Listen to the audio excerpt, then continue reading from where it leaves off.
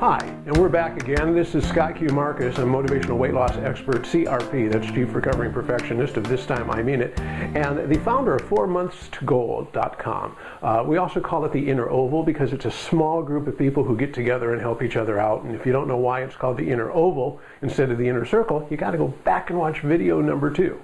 Speaking of video number 2, this is the third video in a series of free videos and free advice and free information and free downloads to help you get past what's holding you back and in 4 months to be able to achieve whatever it is you want. Now you might say 4 months, oh my goodness, that's forever. Really? How fast does time fly? 4 months gets you on the path to going wherever it is you want to go, and that's what this is all about. And so far, in some of the past videos and some of the past information you've received, we talked about the personal fitness plan that you've already received. Turn around, grab that from here. Forgot where I put it. The personal fitness plan, which you've hopefully downloaded and helped you define what's important to you and make a plan to achieve those. We talked about the 80-20 rule in that, about how 80% of all results are generated by 20% of all activity. In the last video, we talked a little bit about the chain, which is how whatever it is we do is not one action, it's the result of a series of small actions. And if, for example, you find yourself eating late at night, it didn't just happen. There were a chain of events that happened, and if we can identify that chain and change our self-talk a little bit and be more observant about what's coming down the road, because we usually know, then we can get moving forward and we can break that bad habit.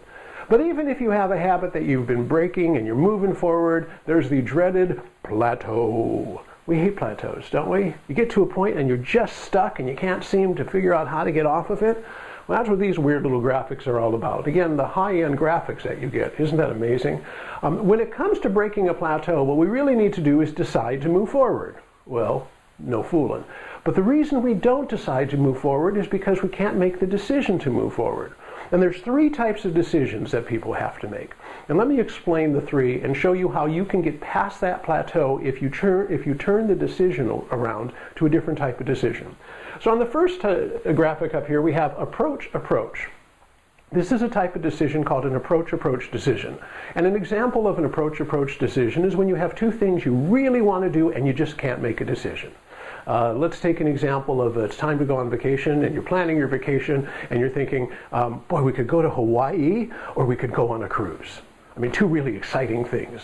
They might not be yours, but they're certainly mine. Go to Hawaii or go on a cruise. So as you approach the decision, as you approach going to Hawaii, you get closer to the decision that, yeah, let's go to Hawaii, and you move further away from going on a cruise, you start to miss the things that you're moving away from. You go, well, going to Hawaii would be great, because that's wonderful, but, you know, on a cruise, we just go and we unpack once, and we don't have to do anything, and there's no driving around, and that's great. So then you start to approach going on the cruise. But as you approach going on the cruise, you move further mentally, psychically, however you want to call it, you move further from Hawaii. And you think, yeah, but Hawaii, you sit on the beach, and there's all these great things I've wanted to do, and it's been a life dream. So you start leaving the decision of going to the cruise, and you go back to Hawaii. And as you start to approach going to Hawaii, you go, yeah, but there's all this food on the cruise. All right, well, maybe that's not the best example. There's all these excursions we go to on the cruise. So you go back and forth and back and forth and back and forth, and it holds you stable. So we call this first one a stable situation. And as much as you would think in most times you want things to be stable, when it comes to a decision, you don't want it to be stable. You want to make it unstable. So approach is a stable place. You're stuck because 2 great things. Now, wouldn't it be wonderful if all of life was about approach decisions? Oh, alas, it's not. So the other type of decision we have a lot is what's called an avoid decision. So an avoid decision might be, do I go ahead and start working on my taxes or do I clean out the garage? Oh. Neither one sounds very good. So what happens is as you start to go to cleaning out your garage, you think, oh, it's dirty down here. I don't want to be down here. This will take forever. So to avoid that, you decide, well, I'd rather pay my taxes. So you go into your office and you start pulling out the receipts and getting everything together and you go, oh, I hate this and I'm going to end up paying money. I'd rather just avoid this. So you go back to cleaning out the garage. And as you get into the garage, you think of all the work that's going to take. So see, that's avoid. You're being pushed away from either one because you don't want to do either one, and it makes it very difficult to make a decision. Let's take a weight loss avoid. Do I have to track all of my food or am I going to gain weight? See, that's an avoid that a lot of us face. As you start to think about writing everything down and weighing and measuring and all that, you think, I don't want to do that. But the side effect of that, the result of that, is that you start to put on weight or you get at a plateau. And that's no fun either. So as the plateau starts to become more apparent, you go, this isn't working for me, I'll go back to tracking. But as it comes to tracking my food and writing everything down, I don't like this. It just takes so much time. So you stop doing it, you avoid it, and of course the other side comes up. So these are caught on the horns of a very unpleasant dilemma. That's avoid, and it too is what we would call a stable decision.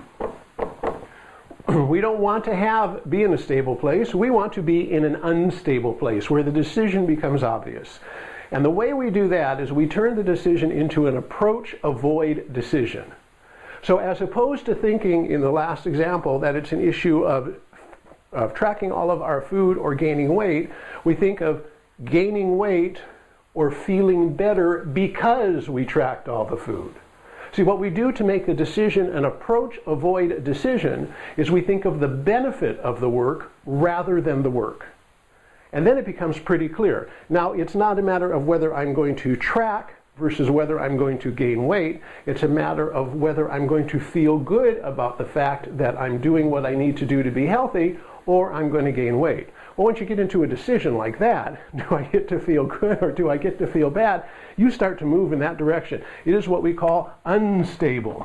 So in this case, we drop our eraser on the ground because we're so excited. We have an unstable decision and we start to move. So the more we start to focus on the benefits of what it is that we're going to get, the feeling better and the weight loss, then the further away the plateau starts to seem, we don't like it and we start moving further. As we start to get the benefits of tracking, in this example, we feel better. Because we feel better, we're more inclined to do more things. Because we do more things, we get better results. So if you're at a plateau, the reason is you're looking at it most likely as an avoid. You're stuck on things of, I don't want to have to do this and I don't want to be here. But if we can turn it around and I ask you this question, if you did one small thing today and you kept it up for a little while, what is the benefit of doing that thing? And keep that in the front of mind. It's all part of the self-talk that we've been talking about in this series. If you keep the benefit in mind, then you will start to move forward. And that's how we get past a plateau. Now you might say to yourself, well, this is silly. I mean, all you got to do is just do it. As the ad says, just do it, just get out and do it. And that's true. For some people, that works. But really, does that always work? Aren't there things you need to do and you're just not doing it? So stop and think as to why. You're probably looking at it as an avoid. So this is some of the stuff that we're doing in this inner oval, in this 4 months to goal plan. These are some of the thoughts that we're going to help inspire you with. And you can say, well, I could do all this stuff on my own. I could read this, I could figure this out. And yes, you can. I'm sure you're perfectly intelligent and can. But the question is, have you?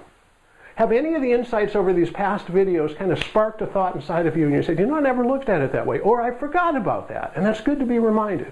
Well, that's what this whole thing is about. 4 months to goal, the inner oval, is all about moving you forward. And in the next video I'm going to send you, it's going to come out in a few days, I'm going to unveil the actual plan of what we're going to do. And I'm hoping you're going to sign up for it. I've given you a lot of information, and I hope you've appreciated it, and I've certainly appreciated giving it to you. And please share 4monthstogoal.com with your friends so they too can get all of this free information. If we never get together again, if you never do anything else with me, it's been an honor to do this.